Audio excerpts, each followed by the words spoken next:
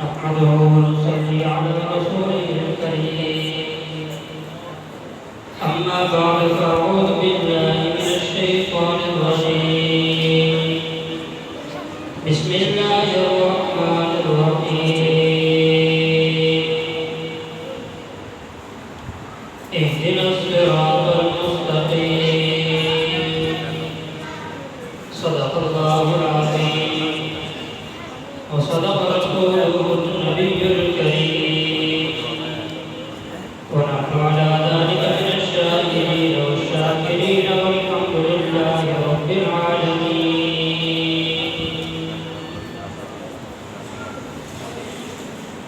انتہائی واجب الاحترام قابل قدر معزز سامعین اکرام، اللہ تعالیٰ کے گھر میں بیٹھ کر دین کی بات سننا، دین کی بات کہنا، یہ باعث اجر ہے۔ اللہ تعالیٰ ہمارے اس دل بیٹھنے کو اپنے بارگاہ میں شرف و قبولیت عطا فرمائے۔ اس محفل کی نسبت قرآن کے ساتھ بھی ہے اور اس کی نسبت سرکار دو عالم صلی اللہ علیہ وسلم کے ساتھ بھی ہے۔ جس کتاب کے ساتھ نسبت ہے وہ کتاب بھی سب کتابوں سے اعلیٰ، جس نبی کے ساتھ نسبت ہے وہ نبی صرف انبیاء میں ہی نہیں بلکہ پوری کی پوری کائنات میں سب سے اعلیٰ۔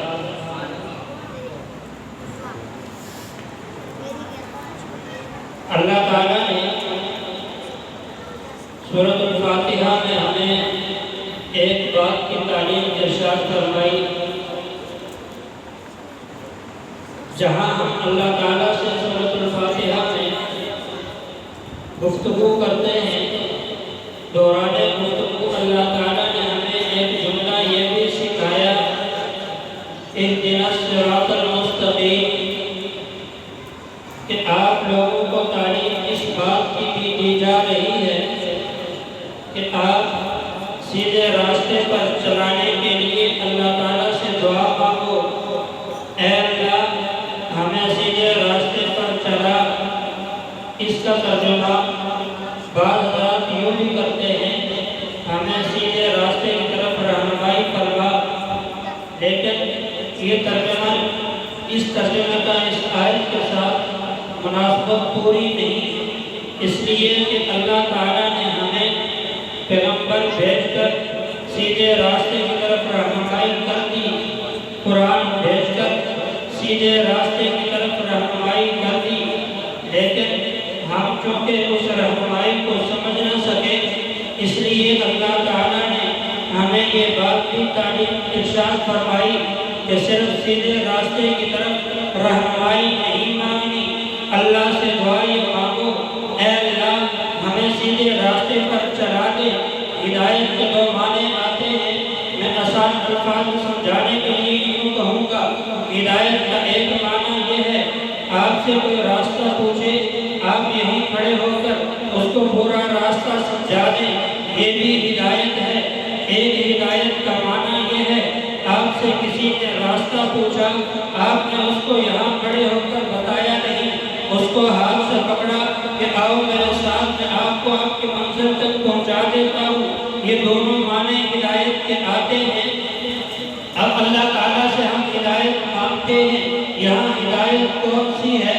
اب سمجھنا بات کو، یہاں ہم اللہ تعالیٰ سے ہدایت وہ مانگتے ہیں کہ اللہ ہمیں ہاتھ سے پکڑ کر سیدھے راستے پر چلا دیجیے، اس لیے کہ ہماری عقل آپ کے احکامات کو مکمل طور پر سمجھنے سے قاصر ہے، ہم آپ کی بات کو اپنی عقل کے ترازو کے مطابق صحیح سمجھ نہیں سکتے، اس لیے جو آپ کے احکامات پر صحیح عمل پیرا ہونے والی شخصیات ہیں، ان شخصیات کے ذریعے ذرا ہمیں پورے صحیح راستے پر چلنے کی بھی توفیق عطا فرمائے۔ اللہ تعالیٰ نے اس کے لیے ہمیں اگلی آیت میں یہ جملہ بھی سکھا دیا. فرمایا جب تم نے سیدھے راستے پہ چلنا ہے، سیدھے راستے پر چلنے کے لیے تمہیں ضرورت اس بات کی پڑے گی اس سے پہلے کوئی اس راستے پر گیا ہو اسے دیکھ کے تم بھی جاؤ گے، پھر اس راستے مستقیم پہ پہنچ جاؤ گے. اگلی آیت بتا رہی ہے صراط الذین انعمت علیہم، صراط مستقیم راستہ کن لوگوں کا ہے؟ تو بتایا صراط مستقیم راستہ ان لوگوں کا ہے جن پر اللہ تعالیٰ کا انعام ہوا ہے. انعام یافتہ لوگ کون سے ہیں؟ انعام یافتہ لوگ بنیادی طور پر دو طبقات میں منحصر ہیں. ایک طبقہ ان لوگوں کا ہے جو معصوم عن الخطا ہے، ایک طبقہ ان لوگوں کا ہے جو محفوظ عن الخطا ہے. معصوم کا معنی یہ ہوتا ہے جسے اللہ تعالیٰ گناہوں سے اس طرح بچا لے کہ اس سے کوئی گناہ نہ ہو سکے، اسے معصوم کہتے ہیں. اللہ تعالیٰ اگر کسی کو گناہوں سے اس طور پر بچائیں کہ اس سے گناہ تو ہو جائے لیکن اللہ تعالیٰ اس کے نامہ اعمال میں وہ گناہ رہنے نہ دے، اسے محفوظ کہتے ہیں. دو طبقات اللہ تعالیٰ نے بتائے، ایک طبقہ معصومین کا ہے، ایک طبقہ محفوظین کا ہے. طبقہ معصومین کی بات کرتے ہوئے اللہ تعالیٰ نے یہ بات ہمیں 5واں پارہ سورۃ النساء میں سمجھائی ہے. وَمَن يُطِعِ اللَّهَ وَالرَّسُولَ فَأُولَٰئِكَ مَعَ الَّذِينَ أَنْعَمَ اللَّهُ عَلَيْهِم مِّنَ النَّبِيِّينَ وَالصِّدِّيقِينَ وَالشُّهَدَاءِ وَالصَّالِحِينَ. پہلا طبقہ معصومین کا ہے. انبیاء معصوم عن الخطا ہوتے ہیں، انبیاء سے کوئی گناہ نہیں ہوتا. ان کے راستے پہ چلو گے ان پر اللہ کا انعام ہے، ان کے راستے پہ چلو تمہیں بھی ہدایت مل جائے گی.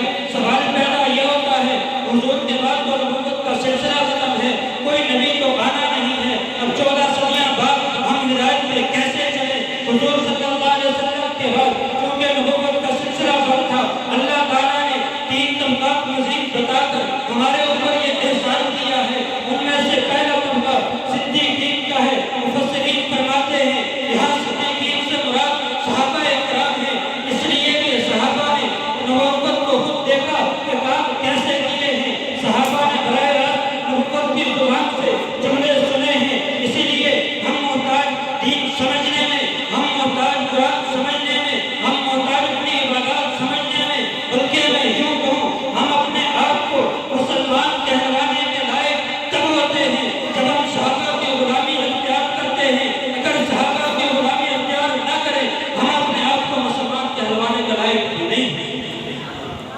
اس لیے کہ ساری باتیں حضور سے لے کے ہم تک پہنچائی کس نے؟ کھل کے بولے. مسجد میں بیٹھے ہیں، اللہ کے گھر میں بیٹھے ہیں اور اپنے محسنوں کا تذکرہ کر رہے ہیں، کسی نئے بہنے کا تذکرہ نہیں کر رہے ہیں. کھل کے بولے یہ دین ہم تک کس نے پہنچایا؟ حضور سے لے کے صحابہ نے پہنچایا. پہلا طبقہ محفوظ عن الخطا کے طبقات جو طبقات ہیں ان میں سے پہلا طبقہ صحابہ اکرام کا ہے.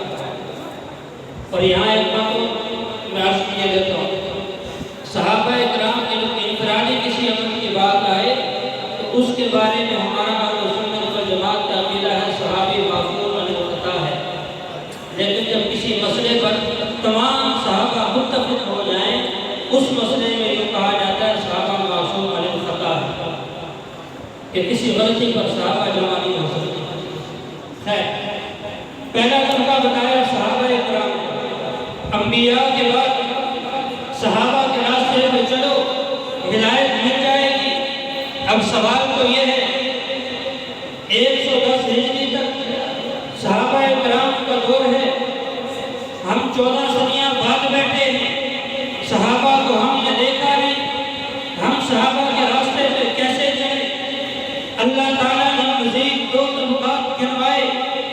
ایک طبقہ شہداء کا کہ جن لوگوں نے اپنی جانیں اللہ کے دین کی سربلندی کے لیے قربان کی ہے، ان راہوں پر چلو اللہ تمہیں بھی ہدایت نصیب کر دے.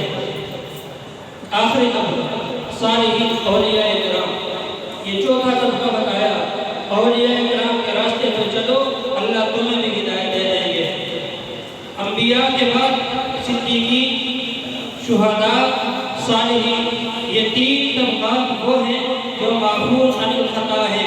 مطلب یہ ہے کہ ان سے خطائیں ہوتی ہیں لیکن اللہ تعالیٰ کا ان پر خصوصی فضل یہ ہے کہ اللہ تعالیٰ ان کو نیکیوں کی توفیق دے دیتے ہیں جس کے بعد وہ گناہ ختم ہو جاتے ہیں.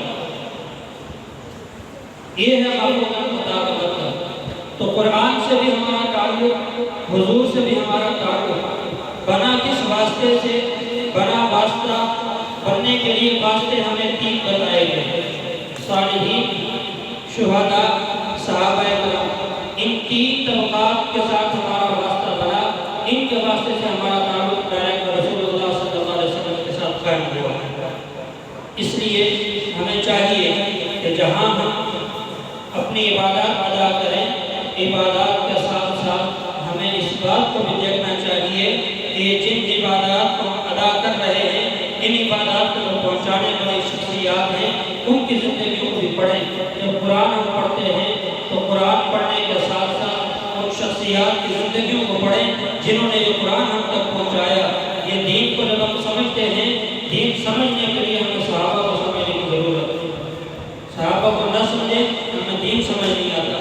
اللہ تعالیٰ سے دعا ہے اللہ تعالیٰ ہمیں صحیح معنوں میں آپ صلی اللہ علیہ وسلم کا محب بھی بنائے اور صحابہ کرام